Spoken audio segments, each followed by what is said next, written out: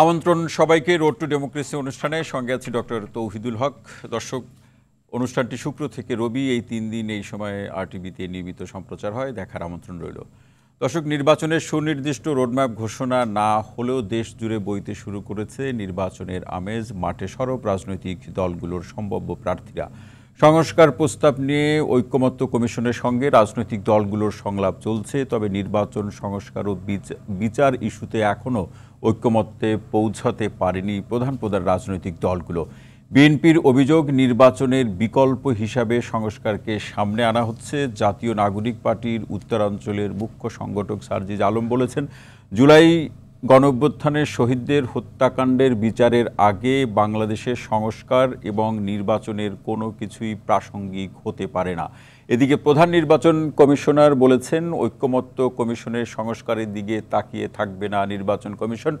নিজেদের ক্ষমতার মধ্যে যা যা আছে তা নিয়ে ভোটের প্রস্তুতি নিচ্ছে ইসি। আর জাতীয় সংসদ নির্বাচনের আগে স্থানীয় সরকার নির্বাচন দিয়ে ইসির সদিচ্ছা এবং সক্ষমতা প্রমাণের আহ্বান জানিয়েছে জামায়াত ইসলামের আমির ডাক্তার শফিকুর রহমান। অন্যদিকে গেল বছরের 5ই আগস্ট শেখ হাসিনা সরকারের পতনের পর থেকে গত 8 মাসে অন্তত 26টি নতুন রাজনৈতিক দলের আত্মপ্রকাশ ঘটেছে, যার সর্বশেষ সংযোজন হলো চিত্রনায়ক ও নিরাপদ সড়ক আন্দোলন নিয়ে কাজ করা ইলিয়াস কাঞ্চনের জনতার পার্টি বাংলাদেশ। এমন একটি প্রেক্ষাপটকে সামনে রেখে দর্শক, আজ আমাদের আলোচনার বিষয় নির্বাচনের বিকল্প কি সংস্কার। আর এই বিষয়ে আলোচনা করার জন্য স্টুডিওতে উপস্থিত আছেন বিএনপির ভাইস চেয়ারম্যান শামসুজ্জামান দুদু, এবং আরও আছেন সাবেক সংসদ সদস্য জাতীয় পার্টির অতিরিক্ত মহাসচিব ব্যারিস্টার শামীম হায়দার পাটোয়ারি, এবং আমাদের সঙ্গে আরও আছেন ঢাকা বিশ্ববিদ্যালয়ের শিক্ষক, গণযোগাযোগ ও সাংবাদিকতা বিভাগের শিক্ষক অধ্যাপক ডক্টর সাইফুল আলম চৌধুরী। আপনাদের তিনজনকেই অনুষ্ঠানে স্বাগত জানাচ্ছি।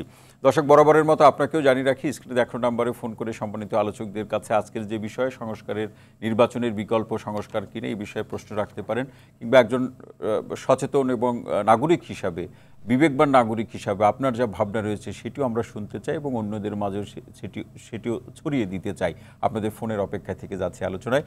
শুরুতে শামসুজ্জামান দুদু আসতে চাই। নিশ্চয়ই আপনি অবগত আছেন এবং এই বিষয়গুলো নিয়ে আমরা আপনার অনেক বক্তব্য শুনেছি রাজনৈতিকভাবে কিংবা টেলিভিশনেও। সেটি হচ্ছে যে একটি পক্ষ সংস্কার এবং নির্বাচনকে মুখোমুখি দাঁড় করানোর চেষ্টা করছে, এবং সেই প্রেক্ষাপটে বিএনপি কেন এইটি মুখোমুখি দাঁড়ালে কী অবস্থা তৈরি হবে বা রাজনৈতিকভাবে কী অবস্থা তৈরি হতে পারে সেই কথাগুলো আপনারা বলছেন, কিন্তু আপনাদের এই কথায় সরকার কতটা আমলে নিচ্ছে, আপনাদের এই বক্তব্যগুলো সরকার কতটা আমলে নিচ্ছে? জি, আপনাকে ধন্যবাদ। আমার দুইজন সহযোগী আলোচক যারা স্বক্ষেত্রে প্রতিষ্ঠিত এবং অত্যন্ত দক্ষ, আমি তাদের শুভেচ্ছা জানাচ্ছি। আর যারা এই অনুষ্ঠান দেখছেন বিভিন্ন মাধ্যমে, আমি তাদেরকে শুভেচ্ছা অভিনন্দন ধন্যবাদ জানাচ্ছি। আসলে আমার কাছে মনে হয়েছে যে যখন যায় লঙ্কায় সে হয় রাবণ। যে যখন যে চেয়ারে বসে, আমি নিজেও বাঙালি, তো এই বাঙালির আদিকালের একটা চরিত্র আছে, সে তত দ্রুত চেয়ার ছাড়বে এই ঘটনা খুব কঠিন, আমি খুব কম দেখেছি। হয়তো অনেকেই কষ্ট পাবেন, আমার নিজের ব্যক্তিগত অভিজ্ঞতা থেকে বলছি। তো ডক্টর মোহাম্মদ ইউনূস সাহেব পণ্ডিত মানুষ, বিচক্ষণ ব্যক্তি, দেশ বিদেশে এরকম পরিচিত পাওয়া বাঙালিদের মধ্যে খুব কমই আছে। জি, তবে তার কোনো রাজনৈতিক ব্যাকগ্রাউন্ড নাই। তিনি যে চেয়ারে বসে আছেন পুরোপুরি এটা রাজনৈতিক চেয়ার, পুরোপুরি। কিন্তু দুঃখের বিষয় হচ্ছে রাজনীতির ধারে কাছে তিনি কখনো ছিলেন না। তেনার উল্লেখযোগ্য পরিচিতি হচ্ছে ব্যবসাটাকে বিশ্বব্যাপী ছড়াই দিতে চায়, সামাজিক সোশ্যাল বিজনেস, সামাজিক ব্যবসা। তো তাকে আমরা এখানে নিয়ে আসছি, ছাত্ররা এখানে নিয়ে আসছি, তিনি স্বীকারও করেছেন। তার নিজস্ব উদ্যোগ যেটা ছিল সেটি হচ্ছে 1/11-এর পরে একটা পার্টি করতে চেয়েছিলেন। তখনও তাকে কেয়ারটেকার সরকারের প্রধান করার একটা উদ্যোগ নেওয়া হয়েছিল। তো তিনি যখন শুনেছিলেন যে কম সময়ের জন্য থাকতে পারবেন, তখন তিনি এটা আগ্রহী ছিলেন না। তিনি মনে করেছিলেন যে একটু বড় সময় হলে একটা দেশে ভালো কিছু করতে পারবেন। তো একটা রাজনৈতিক দল গঠন করতে গিয়ে আমি সম্ভবত যতদূর জানি 27 দিনের মাথায় ক্ষান্ত হয়েছিলেন তিনি, বাস্তবতা বুঝতে পেরে। কিংবা যে প্রস্তাব তাকে দেওয়া হয়েছিল তার সাথে তিনি একমত তো এখন আমার কাছে মনে হচ্ছে তিনি গণতন্ত্রের বিকল্প হিসাবে সম্ভবত ব্যক্তি উদ্যোগকে প্রাধান্য দিচ্ছেন। এটি হচ্ছে সংস্কার। এই পরিবর্তন হচ্ছে গণতন্ত্রের স্বার্থে, স্বাধীনতার স্বার্থে। ফ্যাসিজমের বিকল্প গণতন্ত্র হতে পারে, জি, ব্যক্তির শাসন, এটা কর্তৃত্ববাদের সঙ্গে থাকে। তাহলে কেন আমি হাসিনাকে সরাবো?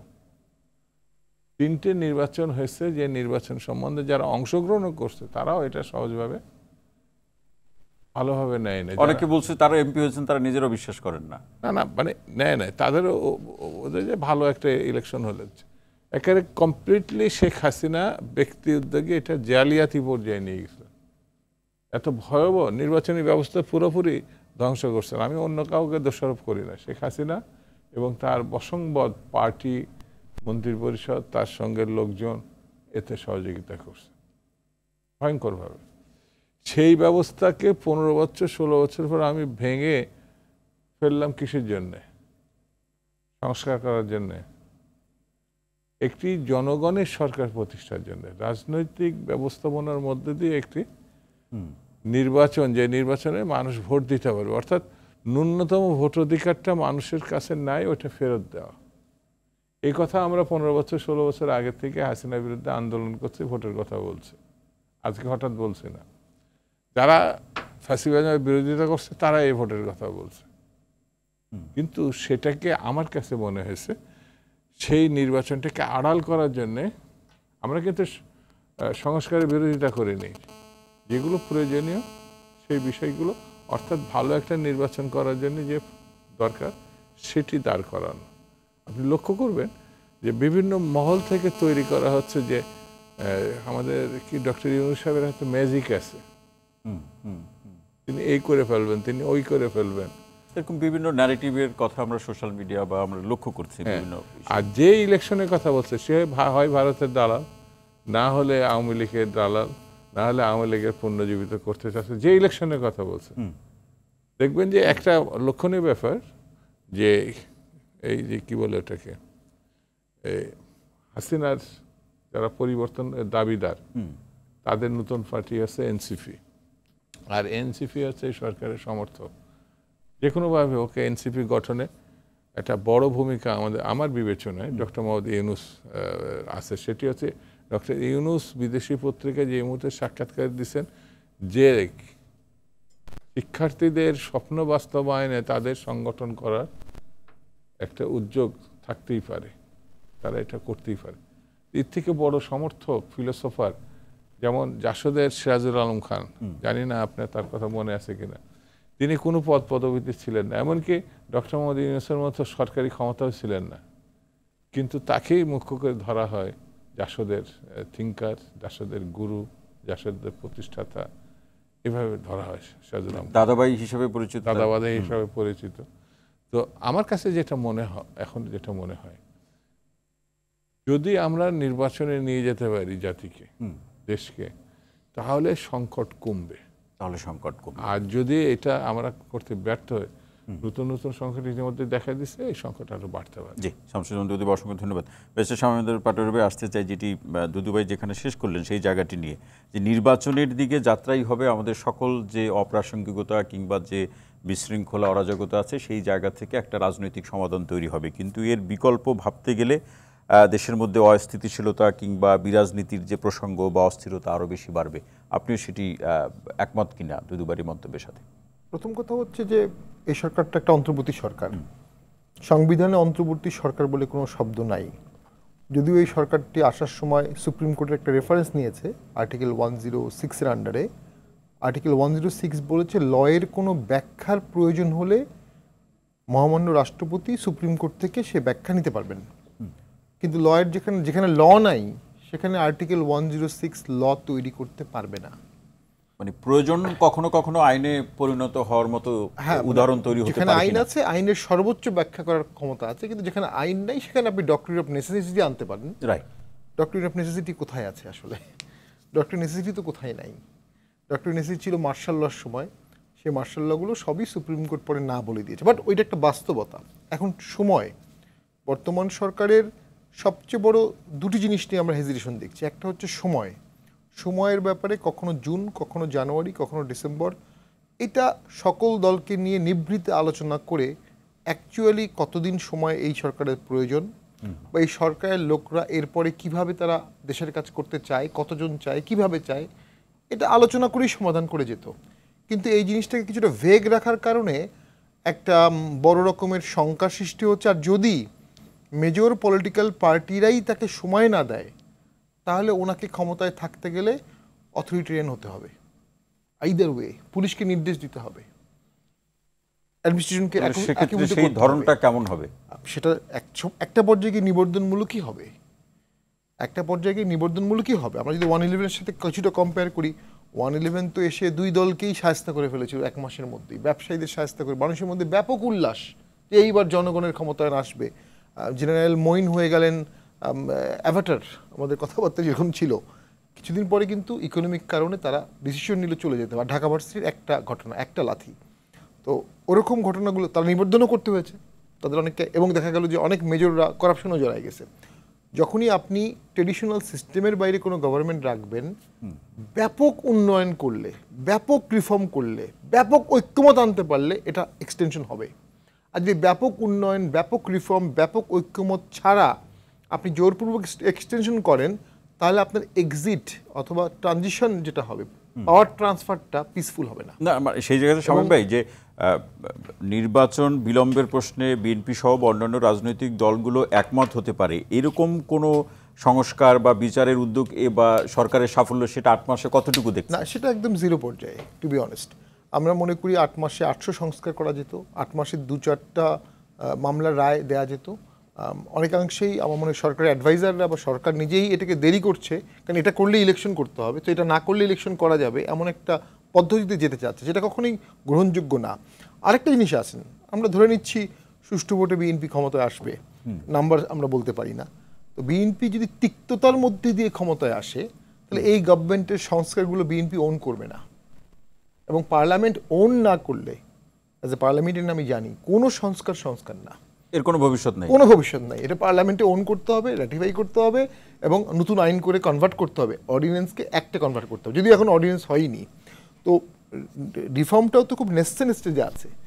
আরেকটা জিনিস হচ্ছে, একটা অপ্রোপরিয়াম সিচুয়েশনে আমরা আছি, পাবলিক হস্টিলিটি। ন্যাচারালি আওয়ামী লীগের 17 বছরে অনেক টর্চার হয়েছে, যারা টর্চার হয়েছে তারা ক্ষুব্ধ, তারা টর্চারও করছে আবার, সেটাও একটা ক্ষুব্ধ। জেলখানায় প্রতিদিন সিনক্রিয়েট হচ্ছে। আমি ব্যক্তিগতভাবে হাত করা পরে যে কোনো আসামিকেই আগেও নেওয়া হয়েছে, সেটারও কথা না বলেছিলাম, এখনও হাত করা পরে মানুষকে কোর্টে নেওয়া, এটা কোনো সভ্য দেশে হতে পারে না। একজন নোবেল লরিয়েট বাংলাদেশে ক্ষমতায় আছেন, আর তার শাসনামলে হাত করা পরে মানুষকে নেওয়া হবে কেন? এটা আমার মনে হয় ওনার নজর দেওয়া উচিত। আরেকটা জিনিস ঘটছে, সেক্ষেত্রে আইনি কোনো ব্যাখ্যা আছে কি, নাকি এটা আপনার অবশ্যই আছে। ব্যক্তিগত? যদি কোনো আসামি পালিয়ে যেতে চায়, অ্যাগ্রেসিভ হয়, এখন একজন রাজনীতি যাওয়ার সময় ছোটোখাটো রাজনৈতিক বক্তব্য দিচ্ছে, আপনি কি তাকে সন্ত্রাসী বলতে পারবেন ওই পয়েন্টে? তার চারপাশে পুলিশ আছে, বা তিনি পালিয়ে যাবে এমন কোনো সম্ভাবনা তো নাই। মানে এটা আলটিমেটলি এক্সিকিউটিভ ডিসক্রিপশন, বাট সভ্য দেশে এটা আমরা দেখিনি আর কি কখনো। আরেকটা হচ্ছে, অসংখ্য মানুষের ইনক্লুডিং ভিআইপি পাসপোর্ট বাতিল হয়ে গেছে, রেড পাসপোর্ট হতেই পারে, কিন্তু আপনি তাকে সবুজ পাসপোর্ট দিচ্ছেন না। আপনি তার বিদেশ ভ্রমণ নিষিদ্ধ করতে পারেন, তার বিদেশ ভ্রমণে নিষেধাজ্ঞা দেওয়ার জন্য সরকারের এক্সিকিউটিভ ক্ষমতা আছে, কিন্তু পাসপোর্ট, এনআইডি এগুলোর নাগরিকের অধিকার, এগুলো আপনি কখনো আটকাতে পারবেন না। কিন্তু ভ্রমণের নিষেধাজ্ঞা থাকলে না দেওয়ার কোনো প্রেক্ষাপট আইনগতভাবে আছে কিনা? পাসপোর্ট দেওয়ার ক্ষেত্রে নেই আমার আন্ডারস্ট্যান্ডিং। পাসপোর্ট, এটা মানেকা গান্ধী কেসে হয়েছিল, ইন্দিরা গান্ধীর সময় সঞ্জয় গান্ধীর ওয়াইফকে পাসপোর্ট দিচ্ছিল না, পরে মামলা করে আসছে। এটা খুব সেটেল প্রিন্সিপাল। যেটা বলবো, অপ্রবণিয়াম থেকে আপনাকে প্যাসিফিকেশনে যেতে হবে। ডক্টর ইউনূসকে এই প্যাসিফিকেশন প্রসেসটা শুরু করতে হতো অনেক আগে। মানে সেই লক্ষণ কতটা দেখছে? সেই লক্ষণ আমরা দেখছি না। দেন আসেন যেটি ফান্ডামেন্টাল কোশ্চেন, যদি কয়েকটি দল অংশগ্রহণ করে, কয়েকটি দল অংশগ্রহণ না করে, ফর বিএনপি, আমি যদি বিএনপিকে অ্যাডভাইস দেওয়ার যোগ্যতা রাখি না, যেখানে বিএনপি একটি সভ্য, সুন্দর, সুষ্ঠু ভোটে জয়লাভ করবে, সেখানে একটা একতরফা ভোটে জয়লাভ করে বিএনপি আসলে কি অ্যাচিভ করবে, প্রথম কথা। দ্বিতীয় কথা, যদি একতরফা একটি ভোট হয়, তাহলে আওয়ামী লীগ 14 সালের ব্যাপারটাকে কিছুটা জাস্টিফাই করবে, যে ওটাও একতরফা ছিল, আরেকটা একতরফা হলো। তৃতীয় যেটা হলো, আওয়ামী লীগ ওই গভর্নমেন্টটাকে টেনে টুনে জোরপূর্বক নিবর্ধনভাবে মানুষ মেরে, গুম করে, পুলিশকে ব্যবহার করে 5 বছর ছিল।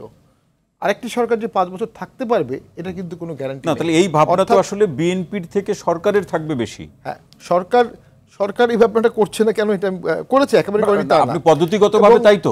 এবং আপনি যদি নেপালের সিচুয়েশন দেখেন, 18 বছরে 13টা গভর্নমেন্ট, হ্যাঁ 18 বছরে 13টা government, can you imagine that? এবং আজকে খুব দুঃখজনক, পৃথিবীর ইতিহাসে এমন নজির নেই, কিন্তু মোনার্কি ভালো, এটার পক্ষে মেজরিটি চলে আসছে। পৃথিবীর ইতিহাসে রিপাবলিক থেকে মোনার্কিতে ব্যাক করেছে জনমত, একটা নজিরও নাই, নেপালে আসছে। তো বাংলাদেশে আমরা অনুভব করি, যদি এই মুহূর্তে একজন স্টেটসম্যান, বিএনপি আমি বলবো অত্যন্ত দায়িত্বশীল ভূমিকা নিয়েছে রাষ্ট্রপতির ইস্যুতে, অত্যন্ত দায়িত্বশীল ভূমিকা নিয়েছে স্বাধীনতার ঘোষণাপত্র ইস্যুতে, অত্যন্ত দায়িত্ববান ভূমিকা নিয়েছে সংবিধান ইস্যুতে, গণপরিষদ, গণভোট, এগুলোর ইস্যুতেও তা নিচ্ছে। তো আজকে যদি দায়িত্ববান একটি দল বা একটা ব্যক্তি সকলকে নিয়ে দেশটাকে এক করতে না পারে, আমি তো মনে করি সামনে 18 বছরে 20টা গভর্নমেন্ট হবে। এবং সেটা সংখ্যা দেখছে, এরকম একটা সংখ্যা অবশ্যই দেখছি, কারণ সেই সংখ্যার মতো বাংলাদেশটাকে ছোট দেশ, কনজাস্টেড দেশ, এবং এখানে খুব দ্রুত সংকট তৈরি করা যায়। এটা একটা সমস্যা, বাংলাদেশের সমস্যা ক্রিয়েট করা খুব সহজ। তো সেখানে ডক্টর ইউনূস স্যার একজন নোবেল লরিয়েট, উনি ছাত্রদের কথায় চলা উচিত না, ছাত্ররা ওনার কথায় চলা উচিত। ছাত্ররা বলে যদি অমুককে নেওয়া যাবে না, উনি তাকে নেবে না, এটা কিন্তু আমি মনে করি দেশের জন্য মঙ্গলকর হচ্ছে না। এক লাইনে শেষ করে দিচ্ছি, দীর্ঘদিন থাকার ক্ষেত্রে ডক্টর ইউনূস স্যারের আরেকটা প্রবলেম আছে, তার তো কোনো রাজনৈতিক দল নাই। এনসিপি যদি তার দল হয়ে থাকে, অঙ্কুরে এই দলটা কিছুটা কলুষিত হয়ে গেল, খুব দুঃখজনক। এই প্রসঙ্গটি নিয়ে আমরা পরবর্তীতে আলোচনা করবো। যে বেস্টে সমাজদার পার্টির অসংখ্য ধন্যবাদ ডক্টর সাইফুল আলম চৌধুরী স্যার। আসতে চাই এরকম, যেটা আমাদের দুদুভাই আলোচনার শুরুতেই যে লাইনটা বলেছে, নিশ্চয়ই সেটি আপনাদেরকেও ভাবিয়েছে, যে আমাদের এখানে সোশ্যাল মিডিয়াতেই আমরা আলোচনাটা দেখি যে আসলে দায়িত্ব নেওয়ার সময় অনেকেই অনেক ধরনের আমরা আদর্শিক ব্যাপারগুলো বলে থাকি, কিন্তু সাধারণ মানুষ বলছে যে দেশের অনেকেই আসলে রাজনৈতিক দলের বাইরে, অনেকেই দায়িত্ব নেয় কিন্তু ক্ষমতায় গেলে আসলে মানে পাল্টে যায়। এখন এই যে পাল্টানোর যে প্রসঙ্গগুলো, সেই প্রসঙ্গগুলো আমরা দেখছি 3টা ইস্যুতে এসে একেবারে ঠেকে আছে। সেটা সিদ্ধান্ত কিংবা রাজনৈতিক দলগুলোর সাথে আলাপ আলোচনা কিংবা নাগরিকদের সাথে আলাপ আলোচনা, সেটা হচ্ছে নির্বাচন সংস্কার এবং বিচার ইস্যুতে। আপনার কাছে কি মনে হয় এই ব্যাপারগুলোতে এই 3টি প্রসঙ্গকে বিষয় নিয়ে বা 3টি প্রসঙ্গে সিদ্ধান্ত নেওয়াটা কি খুব জটিল কিছু? দেখেন, শুরু থেকে যদি ধরি, আপনি আরও আগে যাই, সেটা হচ্ছে প্রোটেক্ট ইউনূস নামের ডক্টর ইউনূসের একটা পার্সোনাল ব্লগ আছে, যেটা উনি চালু করেছিলেন যখন ওনার বিরুদ্ধে মানে অনেকগুলো মামলা এবং হয়রানির শিকার হচ্ছে বিগত সরকার। তো ওখানে আপনার সম্ভবত 27 জুলাই আন্দোলন চলাকালে উনি ওনার একটা 27 বা 23 জুলাই এরকম, ওর পরের দিন আসলে জাতিসংঘ একটা বক্তব্য দেয়। তো ওইটাতে উনি লিখেছিলেন যে উনি ওটা ইন্টারন্যাশনাল পত্রিকাগুলোতে ছাপা হয়েছিল, ব্লুমবার্গে ছাপা হয়েছিল। সেই বক্তব্যের শেষ লাইন ছিল, সরকারের এই মুহূর্তে উচিত রিজাইন দিয়ে, শেখ হাসিনার রিজাইন দিয়ে দ্রুত একটা নিরপেক্ষ নির্বাচন দেওয়া। আচ্ছা, সেটা হচ্ছে জুলাইয়ের যখন আন্দোলন চলছিল, উনি নিজেই বলেছিলেন এটা। তাহলে সেখান থেকে এখানে আমরা আসলে দেখলাম যে 8ই আগস্টের পর থেকে প্রথমে হলো যে জনগণ ঠিক করবে, প্রথমে ছাত্ররা ঠিক করবে, তারপর আসলো দ্বিতীয় ভাষণে হচ্ছে গিয়ে আপনার জনগণ ঠিক করবে, তারপরে তৃতীয় ভাষণে এসে দেখলাম আমরা রাজনৈতিক দলগুলো ঠিক করবে, তারপর এসে দেখলাম যে সংস্কার আগে না নির্বাচন আগে। তার মানে নির্বাচন নিয়ে স্থির কোনো সিদ্ধান্ত আসলে 5ই আগস্টের পর থেকে আমরা দেখছি না সে অর্থে। সো সেখানে নানান ধরনের বিতর্ক আসছে মাঝে মাঝে। এই জায়গাতে আমি একটু সম্পর্ক প্রশ্ন করি, সেটা হচ্ছে যে সংস্কার, সেটি সব রাজনৈতিক দল, আমরা নাগরিক বা সবাই সেটি সংস্কার চায়, যে পদ্ধতিগত সংস্কার হোক, যাতে ফেসিবাদের পুনরুত্থান না ঘটে, পুনরাবৃত্তি না হয়, কেউ যাতে একেবারে একনায়কতান্ত্রিক যে বৈশিষ্ট্যগুলো কেউ যাতে চর্চা করতে না পারে। কিন্তু প্রশ্ন হচ্ছে যে সংস্কারের বিষয়টিকে সামনে আনার কারণে কেউ বিরোধিতা করতে পারবে না, জনগণের সমর্থনের জায়গা আছে, এরকম একটা পারসেপশন কি তৈরি করার চেষ্টা হচ্ছে? সেটা পারসেপশনটা আমি কেউ দেখি, যখন যেদিন বললেন যে আমি একটা ওয়েবসাইট করব, সেখানে লেখা থাকবে কোন দল কি চায়, কি সংস্কার করতে চায় বা চায় না, কোন দল চায় না। দেখেন, রাজনৈতিক দলের সাথে আলোচনায় বিহাইন্ড দ্য কার্টেন অনেক আলোচনা হতেই পারে, আপনার হবেই, নেগোসিয়েশনের অনেক কিছু ফর্মের অনেক কিছু রূপ আছে আসলে। কিন্তু এভাবে একটা কোনো রাজনৈতিক দলকে আপনি সরাসরি পর্দার সামনে এনে এটা দস্তখত দেন, তাহলে কিন্তু সেটা এক ধরনের দাস আর প্রভুর সম্পর্ক হয়ে গেল, যে আপনারটা মানতে বাধ্য, আমারটা মানতে বাধ্য, না হলে কিন্তু আমি বলি। সেটা রাজনৈতিক দলগুলোর প্রতিশ্রুতি থাকবে, কিন্তু সেটা তো এই প্রক্রিয়ায় নয়, সেটা আপনি বলছেন। এইভাবে প্রক্রিয়াটা হতে পারে না। প্রক্রিয়াটা হবে মিউচুয়াল আন্ডারস্ট্যান্ডিংয়ের মাধ্যমে, যে আমি আপনাকে জনগণের সামনে তুলে ধরবো হ্যাঁ হ্যাঁ, আপনি যদি আমাকে বলেন তো খুব মডারেট ভাষায় আমার বলা উচিত যে অবশ্যই বিএনপিকে বলতে হবে, হ্যাঁ এতদিন পরে হয়েছে, কিন্তু এইভাবে এটা হচ্ছে আদর্শগত কথা। কিন্তু আপনি সত্যিকার অর্থে এটা বাংলাদেশ না হয়ে যদি মানে পাশ্চাত্যের কোনো দেশে হয়, সেখানেও যদি পলিটিক্যাল নেগোসিয়েশন হয়, এই পলিটিক্যাল নেগোসিয়েশনের এইভাবে আপনি মানে 2+2=4 এইভাবে আপনি তুলে ধরতে পারেন না পলিটিক্যাল দলের সাথে নেগোসিয়েশন, এটা কোনো দেশে হবে না। মানে এইভাবে রাজনৈতিক অঙ্ক করার প্রেক্ষাপট না, এটা হয় না, এটা হয় না। প্রাসঙ্গিকতার জায়গাটা কারণ আপনি দেখছেন বিএনপির না। কিছু চাওয়া থাকবে, জামায়াত ইসলামের কিছু চাওয়া থাকবে, অন্য দলের কিছু চাওয়া থাকবে। আপনি সংস্কার করবেন, আমি আজকে বলে গেলাম নারী সংস্কার কমিশনের রিপোর্টটাকে আপনার পক্ষে বাস্তবায়ন করা সম্ভব? আপনাকে তো বলেই দিছে অলরেডি ডাস্টবিনে ফেলে দিবে। 5ই আগস্ট আপনি যাকে নিয়ে মিটিং করলেন 8 মাস পরে সে আপনি বলছে ডাস্টবিনে ছুঁড়ে ফেলে দিবে। এই কথাটা এখনো বিএনপিও বলে নাই, না জামাত বলে নাই, আওয়ামী লীগও বলে নাই, সে ডাস্টবিনে ছুঁড়ে ফেলে দিবে। এইবার তাহলে আপনি কি বলবেন? তাহলে এই অবস্থায় আপনি এই আপনি কি নারী সংস্কার কমিশন সুপারিশ বাস্তবায়ন করতে পারবেন? মানে সেই প্রসঙ্গ তো আছে, এটা একটা কমিশনের রিপোর্ট কথা বলছেন, কিন্তু ঐকমত্য কমিশনের সাথে রাজনৈতিক দলগুলোর যে বৈঠক কিংবা এই পর্যন্ত সরকার প্রধানের সাথে রাজনৈতিক দল বিএনপি সহ অন্যান্য রাজনৈতিক দলগুলোর যে বৈঠক হয়েছে, আমরা যদি খুব নির্দিষ্ট করে বিএনপির কথাও বলি, যে তাহলে এখানে এই বৈঠকে যে আলাপ আলোচনা সেটিকে আসলে মানে জাস্ট বৈঠক হচ্ছে, কোড আনকোড লোক দেখানো, এরকম একটা অবস্থা তৈরির দিকে যাচ্ছে কিনা, যে যাতে রাজনৈতিক দলগুলো বলতে না পারে যে প্রধান উপদেষ্টার সাথে তো আমাদের কোনো আলোচনা হয় না, বৈঠক হয় না, ঐকমত্য কমিশনের সাথে কোনো বৈঠক হয় না, এরকম প্রেক্ষাপট মনে হয় না? তো না, বৈঠক তো অনেক হয়েছে, না, বৈঠক কিন্তু হচ্ছে। বৈঠকের আউটপুট কি? লাস্ট বিএনপি বৈঠক তো আউটপুট আমরা দেখতে পাচ্ছি। বিএনপি মহাসচিব বেরোয় বললেন আমরা সন্তুষ্ট নই। নির্বাচন 16 তারিখে যেটা হলো, যেটা লাস্ট হলো 16 তারিখে যেটা হলো, আমরা সন্তুষ্ট নই। উনি এরকম স্ট্রেট কাট কথা আমরা বিএনপির কাছ থেকে এর আগে দেখিনি। বরং আমি বলবো যে আমি বললেন যে আসলে বিএনপি, আমি বলবো যে বিএনপি সরকারকে অনেক সময় বাঁচিয়েছে আসলে, যেমন রাষ্ট্রপতি ইস্যুতে এটা তখন দরকার ছিল না, আপনি সংবিধান ইস্যুতে কোনো দরকার ছিল না, ঠিক আছে? কারণ বিএনপি বারবার করে বলছে, বা যে কোনো দলেরই, আপনি রুট ফেলে দিয়ে আপনি আসলে পারবেন না, রুট আপনাকে স্বীকার করতেই হবে। আমি আমার স্কুল জীবনকে বাদ দিয়ে আমার বিশ্ববিদ্যালয় জীবনের কথা বলতে পারি না, গাঁথনিটা ওখানেই, এটা একটা পরম্পরা আছে, পরম্পরা আছে। হ্যাঁ, যে জায়গায় জায়গায় ভুল হয়েছে সেখান থেকে শিক্ষা নিবে, ঠিক আছে? বিএনপি নিশ্চয়ই এখন ফিল করছে, নিশ্চয়ই 2001 থেকে 2007 সালে তাদের নিশ্চয়ই 91 থেকে 96 পর্যন্ত তাদের কিছু ভুল ছিল, ঠিক আছে? সেটা জাতীয় পার্টি বলছে, সেটা সব জামাত বলছে, এটা সব বলবেই। আপনি তো কিন্তু ওনাদের এই চ্যাপ্টারগুলো মুছে দিতে পারেন না। আপনি বলতে পারেন না যে 2001 থেকে 2006 পর্যন্ত বিএনপি সব খারাপ ছিল, আপনি বলতে পারেন না 91 থেকে 96 সব খারাপ ছিল, ঠিক আছে? সো ফলে এই সংবিধানটা তো বিএনপি আপডেটও করেছে বিভিন্ন সময়ে, বা বিএনপির সাথে যারা ছিল তারা করেছে। জি, তাহলে আমি যদি এখনই সব ছুঁড়ে ফেলে দিই তাহলে তো হলো না, চালু হলো না। ডক্টর সাহেবুল আলম চৌধুরী, আরও আলোচনা শুনবো। শামসুজ্জামান দুদুভাই আসতে চাই এই আলোচনার সূত্র ধরে, এটা নিয়েও আপনি অসংখ্যবার কথা বলেছেন, আজকে শুনতে চাই সেটি হচ্ছে যে শিক্ষার্থীদের মধ্যে যারা গণঅভ্যুত্থানে নেতৃত্ব দিয়েছে তাদের প্রায় বলা যেতে পারে সকলেই, তাদের বক্তব্য হলো যে আমাদের দেশের রাজনৈতিক দলগুলো নির্বাচিত হয়ে ক্ষমতায় গেলে বিরোধী অবস্থানে থাকলে যা বলে, তারা ক্ষমতায় গেলে সেটি বাস্তবায়ন করে না, কিংবা বিরোধী অবস্থানে থাকলে যে প্রতিশ্রুতি ব্যক্ত করে সরকারে গেলে সেটি ভুলে যায়। তারা নানা আকার ইঙ্গিতে বলার চেষ্টা করে আপনাদের বড় রাজনৈতিক দলগুলো যারা অতীতে ক্ষমতা ছিল তাদের দিকে তাদের সেই ইঙ্গিত। এই প্রশ্নে কি বলবেন?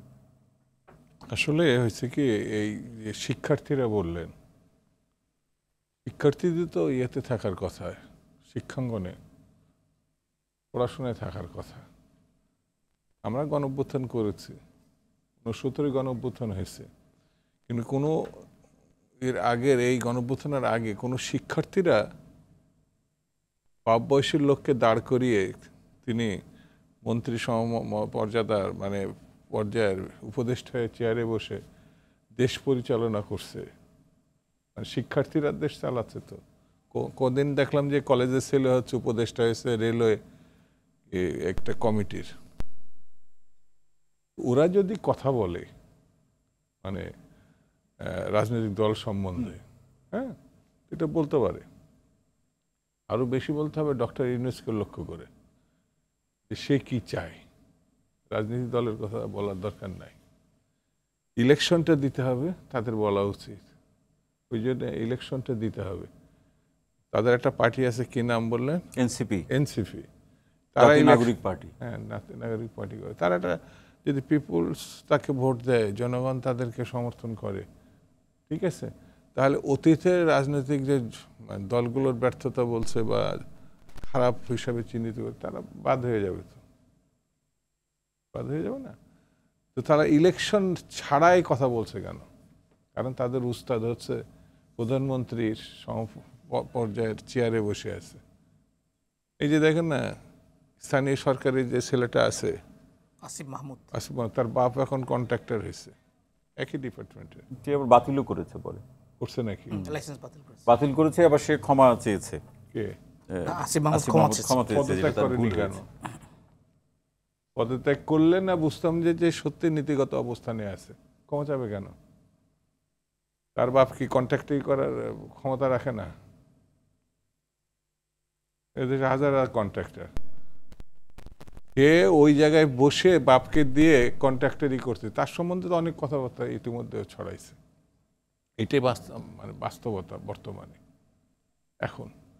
সেই জন্য ওই ছেলেগুলো আগে এদের নিয়ে আমরা অহংকার করতাম, কিন্তু এখন বাতাসে যেসব কথাবার্তা, ওই যে জামাত ইসলামের কাছে গাড়ি নিয়ে চলতে হবে, কে যেন একটা বলেছে, এই প্রাডো দিছে কে? জামাত ইসলাম দিছে। মানে আমি ছাত্র রাজনীতি করতাম, তো এখন আমার একটা বয়সে আসছি, মানে এরা আমাদের জাতির অহংকার হিসেবে আমি ধরছি, যে গণঅভ্যুত্থানের নেতৃত্ব দিচ্ছে। কিন্তু এদেরকে এখন মানুষ যেভাবে কথা বলছে, রিক্সা চালক, কুলি মজুর, আমি নিম্নের কথা বললাম, উপরের কথা নাইবা বললাম, মানে আমরা তো ঘোরাঘুরি করি, আমি ব্যক্তিগতভাবে খুব সাধারণ মানুষের সঙ্গে চলি, এই কান পাতা দায় খুব কষ্টকর। এই যে আমাদের মিস্টার পাটোয়ারি একটা কথা বললো না, 14 সালের নির্বাচনের মতো, তার মানে যদি এখন নির্বাচন হয়, 24 সালে যখন নির্বাচন হয়েছে, 14 সালে, তখন তো ওটা ফ্যাসিস্টটা এখন রূপ নেয় নাই শেখ হাসিনা। তারপরে এই 15 বছরে যে পরিপূর্ণ একটা ফ্যাসিস্টে, ওই যে বাংলা নববর্ষের হলো না অনুষ্ঠান, সেখানে যে মূর্তি দিছে আমাদের হাতে, সেই মূর্তি সঙ্গে 15 বছর আমার পাটোয়ারি ভাইয়েরা ছিলেন, যে এই ইলেকশন করলে একটা যৌক্তিক কারণে ইলেকশনে অংশগ্রহণ করছেন, তাদের রাজনৈতিক সিদ্ধান্ত, তাদের ভাষ্য। কিন্তু উনি ওনার মতো করে একটা রাক্ষসী চেহারা ধারণ করছে। তো রাক্ষসীরা এখন নাই, ইলেকশনও আসার কি, ঘর থেকে বেরোলেই বিপদ। তাদের জন্য এখন যদি আপনি নির্বাচন করে মনে করেন তারা আসতে পারে না বলে এই নির্বাচন 14 সালের মতো হবে, মানে বিএনপি বর্জন করছে, বিএনপির বর্জন আর হাসিনার বর্জন, মানে রাক্ষসীর বর্জন আর সত্যিকার মানবতার বর্জন এক জায়গায় নিয়ে এসে ফেললে তো একটা ব্যাখ্যাটা অন্যরকম উদ্দেশ্য, অন্যরকম সেটা একটা অবস্থা আমার কাছে মনে হয়। আপনার কাছে 2 নম্বর হচ্ছে আরেকটা জিনিস, পালিয়ে যাওয়া, হাতে হাত করা। আমি নিজে গণতান্ত্রিক রীতিনীতিতে বিশ্বাস করি, আমি আপন গড আমি মনে করি, কিন্তু পালিয়ে যাওয়া তো তার নেত্রী যেভাবে পালিয়ে গেছে, তো ছোট্ট খুটকো একটা লোক পালিয়ে যাওয়ার কি খুব কষ্টকর? তাদের তো শুধু হাত করা না, পুরা শরীরই তো বেঁধে নিয়ে যাওয়া উচিত। কেন বলছি? তার নেত্রী, তার মন্ত্রী পরিষদের সদস্য, তার এমপি গোষ্ঠী ধরে তো সব তো পালিয়েছে, পালাইছে না? এরকম একটা এক্সাম্পল থাকা অবস্থায় যদি হাত করা পুলিশ না পড়ায়, হাওয়ার মধ্যে মিলে চলে যেতে পারে। আমি সমর্থন করছি না, কারণ সারা জীবন আমরা জেলে দিয়ে গেছি, 15-20 বছর ধরে খালি জেলই কাটছে। আমি চাই না যে একটা রাজনীতি, এরা হলো স্বৈরাচারের পোষ্যপুত্র, কখনো রাজনীতিবিদ কিনা, এটা আমার সন্দেহ। এটা প্রশ্ন থেকে গেল। যদিও অসংখ্য ধন্যবাদ। যে অভিযোগ আছে, যে অভিযোগটি নিয়ে রাজনৈতিক দলও একেবারে খোলামেলা কথা বলছে যে সরকার কোনো রাজনৈতিক দলকে ফেভার দিচ্ছে কিনা। আবার এই প্রশ্নটি চলে আসলো যে কোনো রাজনৈতিক দলকে নির্বাচনে একটি ভালো অবস্থান পাওয়ার জন্য তার যে পলিটিক্যাল দলের যে ম্যাচুরিটির যে প্রশ্ন, জনমনের যে প্রশ্ন বা মাঠে যে অবস্থান, সেই প্রসঙ্গটি নিয়ে সামনে এনে কেউ কেউ অভিযোগ করছেন। এই অভিযোগ বা এই প্রসঙ্গগুলোকে আপনি কিভাবে দেখছেন? অবশ্যই সরকার এনসিপিকে ফুললি সাপোর্ট করছে, কোনো সন্দেহ নাই। এনসিপিতে নাহিদ এখন সভাপতি ও মন্ত্রী ছিল, ওদের সাথে আন্দোলন করা যারা তারা এখনও মন্ত্রী আছে, এবং তাদেরই বন্ধু বান্ধব সব মন্ত্রণালয়গুলোতে আছে। এটা ওপেন সিক্রেট, নেকেড সিক্রেট, যে জয়ী শক্তির আস্ফালন হতে পারে। এটা মোহাম্মদ ঘুরির মতো হয়ে গেছে আর কি, একটা ডাইনাস্টি আসবে, সে সব টেক ওভার করে ফেলবে। সরকার জামাতেরও সাথে সুসম্পর্ক আছে ডেফিনেটলি, বিএনপিরও কথা শোনে না এমনটা তা না, শুনছে। প্রবলেম হচ্ছে এই ভ্যালুয়েবল পলিটিক্যাল অ্যাসেট যে ৬-৭টা নাম আমরা খুব দৃশ্যমান দেখেছি আন্দোলনের সময়, আন্দোলনের পরে, এবং যাদেরকে স্পটলাইট এখনও আছে, তারা ন্যাশনাল ভ্যালুয়েবল পলিটিক্যাল অ্যাসেট হতে পারত। ৯০-এর পরে কিন্তু দেশে আর পলিটিক্যাল নেতার উত্থান হয়নি। তো এইটা ছিল শেষ সুযোগ। এরা দ্রুত বিতর্কিত পদে গিয়ে, এমন কিছু পদ আছে যেখানে আপনি শতভাগ সৎ থাকলেও বিতর্কিত হবেন, এবং ওরা ওই সমস্ত পদেই গিয়েছে আগ্রহের সাথে, জোর করে, 3টা মন্ত্রণালয়, 2টো মন্ত্রণালয়। ফলে যেটা হয়েছে, স্লিপ অফ টাং, কথাবার্তা, কাজে কর্মে ভুল হতেই পারে, ভুল হয়েছে, ভুলটা অনেক বড় করে দেখা হয়ে গেছে। ওদের উচিত ছিল 2 বছর মোরাটোরিয়ামে থাকা। আন্দোলন করেছি আমরা, যেটা দুদুভাই বললেন, 71 সালেও ইয়াং মুক্তিযোদ্ধারা এসে দেশ চালাতে আসেনি, মানে একটা প্রেশার গ্রুপ হিসেবে কাজ করা। একদম। 90-এর পরেও কিন্তু যারা কি লিডার, তাদের মধ্যে 2-1 এমপি হয়েছে, কিন্তু বেশিরভাগই কিন্তু তাদের নিজেদের কাজে চলে গেছে বা রাজনীতিতে ছিল। সেই মর্যাদাটা তারা ধরে রেখেছে। এক্স্যাক্টলি। ওই যে নিউট্রালিটি, ডুইং নাথিং, মানে ডিসপুটেড জায়গায় না যায়। যেমন উমামা কোনো পদে যায়নি, উমামাকে নিয়ে কোনো বিতর্ক নাই, কোনো বিতর্কের কোনো অবকাশই নাই।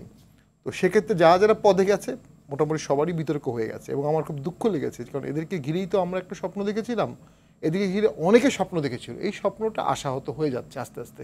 এবং সেক্ষেত্রে ডক্টর ইউনূস স্যারের যেটা প্রবলেম হচ্ছে, প্রলং থাকতে গেলে তার যে support base, political support base, যে দলটি হওয়ার কথা, সে দলটি শুরুতেই হোঁচট খেয়ে গেছে, এবং তীব্রভাবে হোঁচট খেয়েছে। আমি বলবো, আমার ধারণা এখন ছাত্রদের ডাকে 10,000, 20,000, 10 লাখ, 20 লাখ লোক আর নামবে না, সেই ফেজটা চলে গেছে। তো ওই ফেজটা ছাড়া গভর্নমেন্ট থাকবে কিভাবে? অর্থাৎ গভর্নমেন্টের, আমি মনে করি, দ্রুত ইলেকশন দেয়া ছাড়া আসলে কোনো বিকল্প নেই। তবে সরকার যদি দ্রুত ইলেকশনের কথা বলে ফেলে, তখন সরকার দেশ চালাতে পারে না। 1/11-এর সময় যেই মুহূর্তে নির্বাচনের ঘোষণা দিয়ে দিল, সেই মুহূর্তে সংস্কার প্রক্রিয়া শেষ হয়ে গেল। না, তাহলে এই জায়গায় তার একটি প্রশ্ন শামীম ভাই, সেটি হচ্ছে যে নির্বাচন কমিশনের যে বক্তব্যের সাথে সরকারের বক্তব্য তো মিলছে না, সেটি তাহলে রাজনৈতিক দল বা জনগণকে নির্বাচন প্রশ্নে একটা বিভ্রান্তের মধ্যে ফেলছে না? অবশ্যই, মানে এখানে সরকার যেটা করছেন, জেলিফিশ ক্যারেক্টারে আছেন, সমস্ত ফিলোসফি, সমস্ত আইডিয়া, সমস্ত অপশনকে ওপেন রেখেছে। যেটি টিকবে সেটিতেই তারা যাবে, এমনটি একটি ভাব আছে। এবং ডক্টর ইউনূস স্যারের হাসি 3 ধরনের, তার বক্তব্যের ব্যাখ্যা 3 ধরনের। উনি অনেক জ্ঞানী মানুষ, ওনার ব্যাখ্যা 3 ধরনের করা যায়, ওনার হাসি থেকে 3 ধরনের মিনিং হয়। উনি একই সাথে চায়নায় গেলেন, একই সাথে পাকিস্তানের পররাষ্ট্রমন্ত্রীকে বাংলাদেশে ডাকলেন, আবার মাঝখানে ইন্ডিয়া গেলেন। ইন্ডিয়া, চায়না, পাকিস্তান 3টি দেশের সাথে 7 দিনের মধ্যে উনি সম্পর্ক করলেন। এটাই সম্ভব 3টা দেশের সাথে একসাথে সম্পর্ক রাখা? তো ওই যে বললাম, 3 ধরনের হাসি, 3 ধরনের ব্যাখ্যা হতে পারে। নাও যেটি প্রবলেম হচ্ছে, যদি একটি সামনে ভোটের দিকে বাংলাদেশ যায়, ভোট বলতে তো ইনক্লুসিভ ভোট। আপনি বলতে পারেন আওয়ামী লীগের 1000 লোকের ফাঁসি হওয়া উচিত, আমি মনে করি 10,000 লোকের ফাঁসি হওয়া উচিত, কিন্তু দল হিসাবে যতক্ষণ পর্যন্ত ব্যান করছেন না, তার ভোট করার অধিকার আছে, জাতীয় পার্টিরও আছে। এখন যদি ভোট করার পরিবেশ না থাকে, ভোট কেউ না করে, তাতে পার্টি হিসাবে এই পার্টিগুলোর ক্ষতি হবে, দেশেরও ক্ষতি হবে, পরবর্তী সরকারেরও দেশ চালাতে লেজিটিমেসি, রিকগনিশন, ফরেন ট্রেড, এই সরকারের সবচেয়ে বড় বাধাটা কি আসবে? ফরেন ইনভেস্টমেন্ট হবে না। যতই ডক্টর ইউনূস, সরকার তো বলছে তারা সেই সম্ভাবনার জায়গাগুলো আমরা যতটুকু বুঝি, সরকারের বক্তব্য বিডার যিনি আশিক সাহেব যিনি করেছেন, এটা নিয়ে অনেক অর্থনীতিবিদ খুব ডাউট করছেন যে এই পুরো ব্যাপারটার আলটিমেট আউটকাম খুব একটা স্ট্রং না, এবং স্ট্রং হওয়ার কোনো কারণ নেই। যে পরিস্থিতিতে দেশীয় ব্যবসায়ীরা তাদের জমাকৃত অর্থ দিয়ে লগ্নি করবে না, সেই পরিস্থিতিতে বিদেশি ইনভেস্টর কখনোই তার ইনভেস্টমেন্ট লগ্নি করবে না, কোনো কারণ নাই করার। যে পরিস্থিতির মধ্যে আমরা আছি, একটা শঙ্কার মধ্যে, ইলেকশন কবে হবে, একটা ইলেক্টেড গভর্নমেন্ট আসলে কি হয় জানেন, 5 বছর টার্মটা পেয়ে যায়, এটা হচ্ছে সুবিধা, একটা লম্বা সময়। তখন প্রথম বছর ব্যবসায়ীরা ইনভেস্ট করে, 3rd 4th ইয়ারে গিয়ে সতর্ক হয়ে যায়, ইনভেস্টমেন্ট উঠাই নিতে পারে। সো ইনভেস্টমেন্ট আসার কোনো চান্স নেই। তবে হ্যাঁ, একটা সরকারের সাফল্য অবশ্যই আছে, এটা স্বীকার করতেই হবে, রিজার্ভ তারা বাঁচাতে পেরেছে। রিজার্ভের যে দ্রুত পতন হচ্ছিল, বাংলাদেশ দেউলিয়া হয়ে যেত আওয়ামী লীগ ক্ষমতায় থাকলে, সেইটা তারা অসাধারণ দক্ষতায় বাংলাদেশ ব্যাংকের গভর্নর, অর্থ উপদেষ্টা এবং আরো কয়েকজন ব্যাংকগুলোকে শৃঙ্খলার মধ্যে আনা, সেটা কি আপনি মনে করেন? ব্যাংকগুলোকে শৃঙ্খলার মধ্যে, কিন্তু ব্যবসা না থাকলে, ইনভেস্টমেন্ট না থাকলে, এসএমই না থাকলে, মানুষের মধ্যে প্রাণ চাঞ্চল্যতা না থাকলে, ব্যাংক কাকে নিয়ে ব্যবসা করবে? এটি আলটিমেটলি তো একটা জনগণের অংশগ্রহণের বিষয়। ঠিক আছে, একটা ভোট হয়েছে, আমরা জানি আওয়ামী লীগ, বিএনপি, জাতীয় পার্টি সব একই রকম ক্যারেক্টার, হয়তোবা দুর্নীতির দিক থেকে, কিন্তু তারপরে তো মানুষ এই দলগুলোকেই ভোট দেয়, এই দল ছাড়া তো কোনো বিকল্প নাই। একতরফা ভোটের প্রবলেম হলো, একতরফা ভোটে গেলে ভোট কাস্টিং কম হবে। একতরফা ভোটে গেলে সেই ভোটটা জায়েজ করতে আপনার প্রশাসনের হেল্প নিতে হবে প্রশ্ন হয়ে থাকে এবং অসংখ্য একতরফা ভোটে ডিসি সাহেবকে দিয়ে ভোট কাস্টিং বাড়ানো হয়। এটা একদম আমরা চোখের সামনে দেখেছি। এটা জিয়ার আমল, এরশাদের আমল, সব আমলে হয়েছে। ওই প্রশাসন তখন আস্তে আস্তে কিন্তু সরকারকে গিলে খাবে এবং সরকার তখন প্রশাসন চালাবে না, প্রশাসন সরকারকে চালাবে। এবং এটা একদম অ্যারিস্টটলের ছকের মতো, একতরফা ভোট হলে ওই সরকার আস্তে আস্তে টাইরান হতে বাধ্য হবে, তার কোনো অপশনও থাকবে না। তো সেই ক্ষেত্রে আমরা তো মনে করি একটা সমাধান হচ্ছে একটা ইনক্লুসিভ অন্তর্ভুক্তিমূলক ইলেকশন। সেটার পরিবেশ কিছুটা তৈরি করতে পারে। বিচারের কথা আমি তো মনে করি হত্যাকাণ্ডের যেগুলো সুনির্দিষ্ট প্রমাণ আছে এগুলো এতদিনে বিচার হয়ে যাওয়া উচিত ছিল, কিন্তু সুনির্দিষ্ট প্রমাণ যেগুলো আছে সেগুলো বাদ দিয়ে এলোমেলো মামলাগুলো হয়েছে এবং এলোমেলো মামলা এলোমেলো তদন্ত হচ্ছে, যে কারণে বিচারে গিয়ে এগুলো অনেকগুলো বাধার সম্মুখীন হবে। ব্যালিস্টিক রিপোর্ট মিলবে না, পোস্টমর্টেম রিপোর্ট মিলবে না, গুলি মিলবে না, গুলির দাগ মিলবে না, ফায়ার মিলবে না। অর্থাৎ আইনি ভিত্তি সেটা কতটা আইনি ভিত্তি গিয়ে আলটিমেটলি গিয়ে কারণ বিচারক যখন বসবেন উনি তো ডিফেক্ট থাকলে উনি রায় দিতে পারবেন না। তো সেক্ষেত্রে তার বিচার মানে কি? বিচার মানে আপনার রায়, বিচার মানে আপনার আপিল, আপিলের পরে অ্যাপিল ডিভিশন আপিল, তারপরে রিভিউ, এই পুরো ধাপগুলো শেষে আপনার এক্সিকিউশন। জি, বেশটা সময় দেওয়ার জন্য অসংখ্য ধন্যবাদ ডক্টর সাইফুল আলম চৌধুরী স্যার। আসতে চাই সেটা হলো এনসিপির প্রসঙ্গটাই, যে এরকম একটা আলোচনা আছে এবং আলোচনাটা খুব জোরসোরে আমাদের দুজন সম্মানিত আলোচক বললেন, দুদু ভাই এবং স্বামী হায়দার পাটোয়ারি ভাই। সেটি হচ্ছে এনসিপি যেটি তরুণদের যে দল, তারা গাইডেড বাই সামন, মানে তারা তো দুজনই বললেন যে সরকার প্রধানের একটা তো ইন্টারন্যাশনাল গণমাধ্যমে একটা বক্তব্য তো আছেই, এছাড়াও কোনো রাজনৈতিক দল এই এনসিপিকে পিছনে থেকে পৃষ্ঠপোষকতা করছে নানাভাবে, কি বলতে হবে, কিভাবে রাজনীতি করতে হবে, কাকে বিরুদ্ধে বলতে হবে, কাকে রাখতে হবে, এই গাইডলাইনটা তারা দিচ্ছে। এটা আপনার কি মনে হয় এদের কথাবার্তা শুনে? দেখেন, যখন এটা কিছুটা আঁচ পাওয়া যায়, এখন ওদের মনের মধ্যে পেটের মধ্যে কি আছে সেটা তো আমি আর আপনি বলতে পারবো না। তো সেটা হচ্ছে কীরকম, ধরেন আপনি জামাত যখন বিএনপির বিরুদ্ধে বলে তখন দেখি একই সাথে এনসিপির বিরুদ্ধে বলে। আবার বৈষম্য বিরোধী এবং এনসিপির ওয়েবসাইটে যে মানে ওদের ফেসবুক পেজে দেখবেন বিএনপি এবং আওয়ামী লীগের বিরুদ্ধে সবচেয়ে বেশি, অন্য কোনো রাজনৈতিক দলের বিরুদ্ধে নেই। এবং কিছুদিন আপনি লাস্ট কাপল অফ মান্থস যদি আপনি খেয়াল করেন, আওয়ামী লীগের চেয়ে বিএনপির বিরুদ্ধেই বেশি বলে। হ্যাঁ, বিএনপি ছাত্রদল সব কিছু মিলে সবকে শেষ কুয়েটের ঘটনা নিয়েই দেখা যায়। তো এইটা তো হওয়ার কথা ছিল না। একটা নতুন পলিটিক্যাল পার্টি, সে তো তার আদর্শগত দিক নিয়ে আসবে, কারণ তার একটা বিরাট অর্জন আছে। এটাকে পুঁজি করে তার যেটা সামনে বললেন, এটা অনেক আসলে আমাদের সত্যি এক্সপেকটেশন ছিল। তার মধ্যে কী হয়েছে, অলরেডি তারাই কিন্তু হ্যাঁ তাদের এটা খুব ভালো উদ্যোগ, তারা নিজেরা শৃঙ্খলা কমিটি করেছে, সেখানে সাময়িক বহিষ্কার করেছে, কয়েকজনকে বহিষ্কার করেছে। কিন্তু এই অভিযোগগুলো কিন্তু অনেক দিন আগে থেকে ছিল, কিছু করেনি। হ্যাঁ, এবং উপদেষ্টা আপনি এনসিপির সাথে সরকারের যে সম্পর্ক, এটা তো উনি সরাসরি বলেছেন, উনি নিজেই বলেছেন যে ওই ইন্টারভিউতে যে আমি তাদেরকে দল করতে বলেছি, এবং ওই ইন্টারভিউর পরের লাইন দেখবেন যে না, তারা বলেছে যে মানুষ তোমাদেরকে ভোট দিবে না, এমনও আছে ওই পডকাস্টে। তারপরে দেখেন আপনি এনসিপির সাথে একজন যদিও পদত্যাগ করে এনসিপিতে গেলেন, কিন্তু দেখেন আপনি শুরু থেকে যতগুলো দেখবেন বিতর্ক, সেখানে এনসিপির কোনো না কোনো মেম্বার ছিলেন এই বাকি দুজন উপদেষ্টার সাথে। দেখবেন যে আপনি যখন আসিফ উত্তরবঙ্গে কম্বল বিতরণ করতে যায় হেলিকপ্টারে, সেখানে সার্জিস ছিল। সরকারি ট্যুরে আমি দলের লোক যাবে কেন,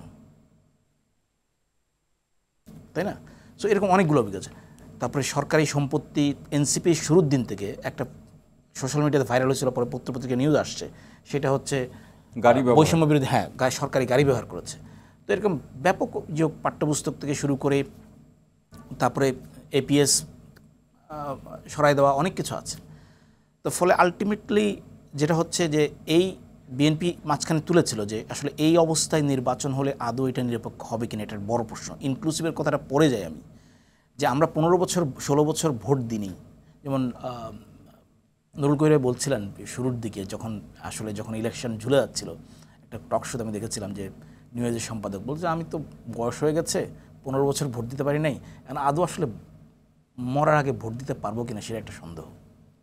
হ্যাঁ, কারণ উনি তো একটু এজ হয়েছে নি, তো এরকম হিউমার করে বলছিলেন। যদিও ফলে আসলে ইনক্লুসিভ তো পরের কথা, আগে নিরপেক্ষ যদি না হয়, কারণ উনি নিজে বলেছেন আমার নিয়োগকর্তা, তাহলে এখন আমি যদি আপনার নিয়োগকর্তা হই, আপনি অনুষ্ঠান করবেন কি করবেন না সেটা আমি বললে তো আপনি মানতে হবে। তাহলে সেইমভাবে ইলেকশনের সময় তো এই প্রশ্নটা উঠতেই পারে, তখন এই প্রশ্নগুলো বড় হয়ে দেখা দেবে।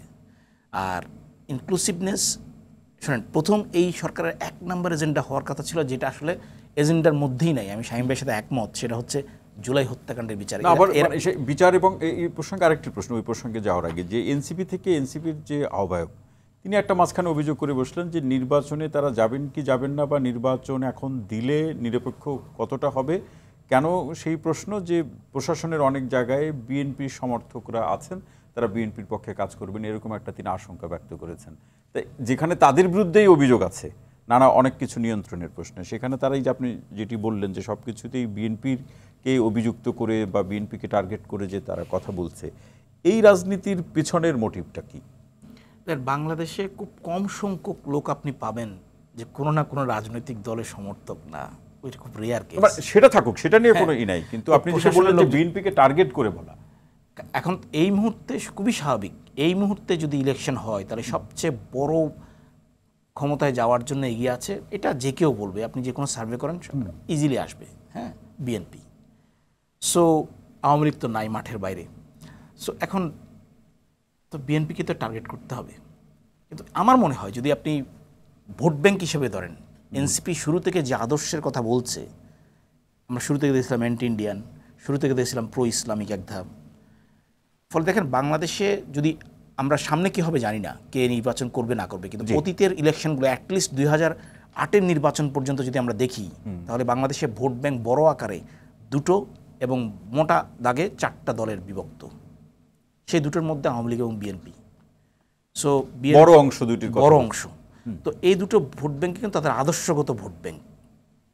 এখানে কিছু ফ্লোটিং ভোট থাকে, প্রতিবারই সব দেশে হয়, এই ফ্লোটিং ভোটগুলো যোগ হয়।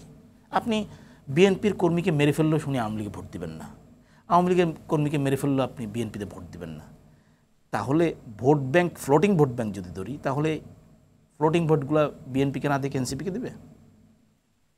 তারপর মতাদর্শের জায়গা থেকে একই ধরনের মতাদর্শে একই ধরনের ভোট ব্যাংকে, তাহলে তো আওয়ামী লীগের ভোট ব্যাংক আনটাচ থেকে গেল।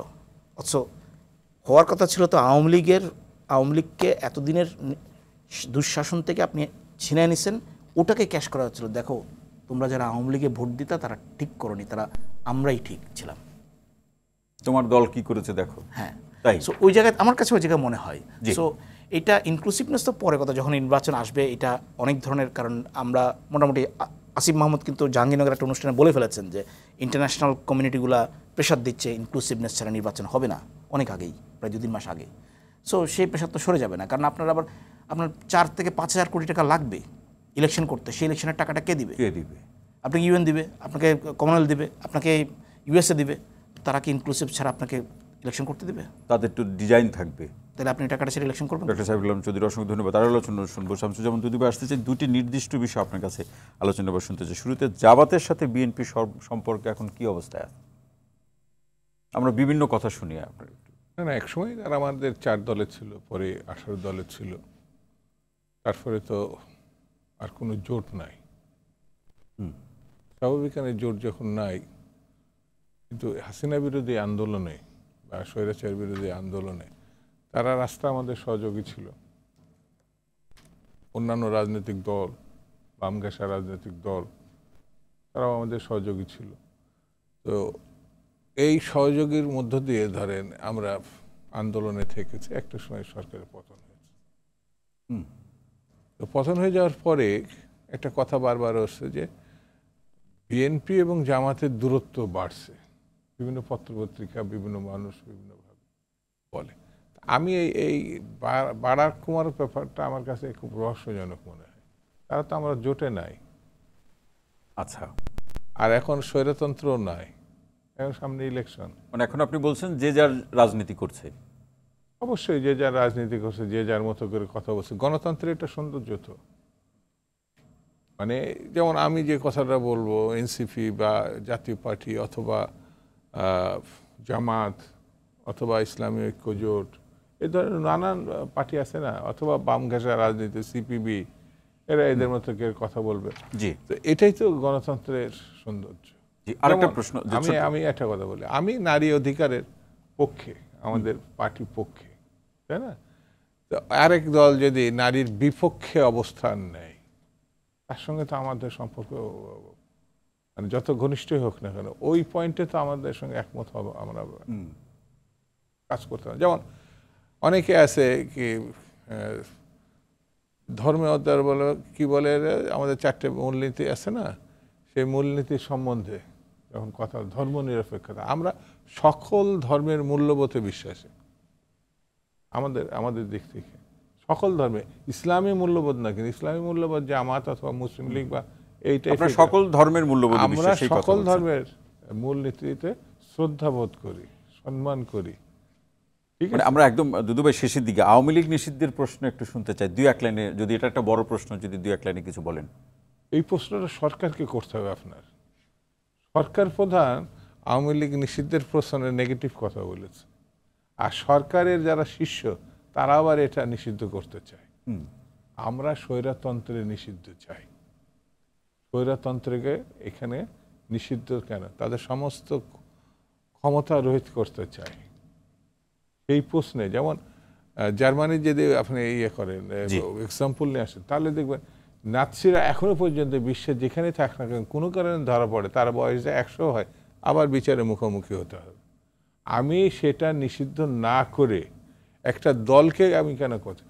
স্বৈরতন্ত্রের পতনের বা তাদের ঘাড়ের উপরে যে সরকার, তাদের পা দিয়ে সরকার, তারা কেন এখনো এটা করে নাই? কেন এখনো করেনি? জি, না করে আপনার অন্যান্য রাজনৈতিক দলের উপরে কেন চাপাচ্ছে, অন্যদেরকে আসামি কেন করছে? জি, এটা আমার কথা। অসংখ্য ধন্যবাদ। সময়েন্দ্র পাটের ভাই, আসছে ছোট্ট করে এই প্রশ্ন, যে এই যে আওয়ামী লীগের প্রশ্নে বল ঠেলাঠেলি, এটা আসলে কি দাঁড়াতে পারে?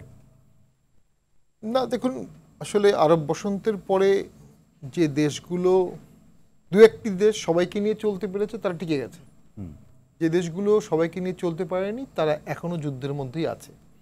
আর নাৎসি পার্টি বাতিলের পরে পৃথিবীর অসংখ্য দেশে অভ্যুত্থান হয়েছে, সিভিল ওয়ার হয়েছে, অসংখ্য দেশে আপনার অভ্যুত্থান পরবর্তী সময়ে অনেক বিচার হয়েছে, কিন্তু দল বাতিল মনে হয় কোথাও আমার জানা মতে সেভাবে হয়নি। অনেক দল দাঁড়াতেই পারেনি, হয়তো এমন হতে পারে আওয়ামী লীগ দাঁড়াতেই পারবে না।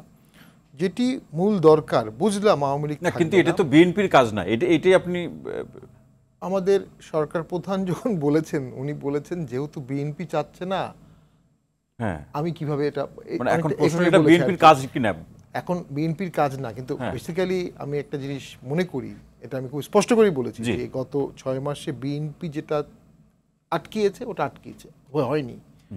বিএনপি যেটা জোর দিয়েছে মোটামুটি ওটা হয়েছে। বিএনপি অনেকগুলো বিষয় অবস্ট্রাক্ট করেছে, পজিটিভ বিষয়, সেটা করতে পারেনি সরকার। তো আর এই বিষয়টা হচ্ছে, অন্তর্বর্তী সরকার তো আর নিষিদ্ধ করার জন্য আসে নাই, অন্তর্বর্তী সরকার দেশটাকে সাজিয়ে গুছিয়ে একটা ফেয়ার ইলেকশনের জন্য আসছে, সেটাই লক্ষ্য হবে, সেটাই লক্ষ্য হবে। অসংখ্য ধন্যবাদ ডক্টর সাইফুল আলম চৌধুরী।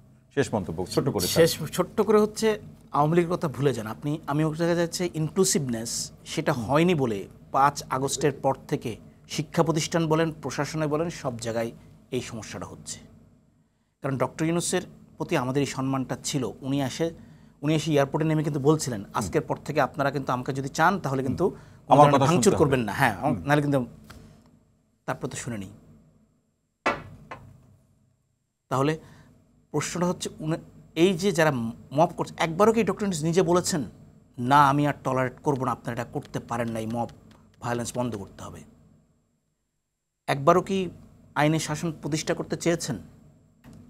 ফলে ইনক্লুসিভনেস তখনই হবে যখন আপনি আইনের শাসন, না আপনার জায়গা থেকে মৌলিক প্রশ্নগুলো থেকেই যাচ্ছে। হ্যাঁ, আপনি একজনের জন্য ডেভিল হ্যান্ড করবেন, আরেকজনে দুর্নীতি করবে, ভাঙচুর করবে, তার অন্যায় করবে, আপনি কোনো পানিশমেন্ট দিবেন না, সেটা তো নিশ্চয়ই কাম্য না। ডক্টর সাইফুল আলম চৌধুরী, বেস্টার স্বামী মেহেদার পাটোয়ারি এবং শামসুজ্জামান দুদু, আপনাদের তিনজনকে অসংখ্য ধন্যবাদ আজকের আলোচনা আমাদের সময় দেওয়ার জন্য। প্রিয় দর্শক, আজকের মতো রোড টু ডেমোক্রেসি অনুষ্ঠানটি এখানেই শেষ করছি। সবাই ভালো থাকুন, সুস্থ থাকুন, নিরাপদে থাকুন। সঙ্গে থাকার জন্য অসংখ্য ধন্যবাদ।